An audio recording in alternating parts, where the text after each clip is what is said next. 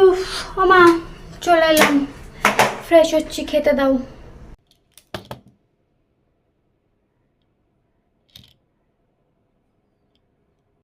যা বাবা, মা এমন রেগে আছে কেন?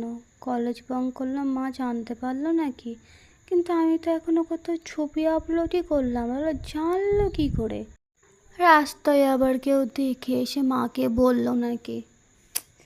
উফ, বলে গেলেই পারতাম। মা কি বাবার সঙ্গে বলে দিয়েছে? যদি বলে এবারে কি হবে? সব দিকেই জ্বালা।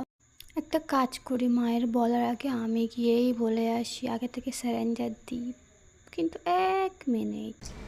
সারাদিন বাড়ি এই কাজ করো সেই কাজ করো, একটা কাজের জিনিস আনতে বললে কই এনে দেবে না।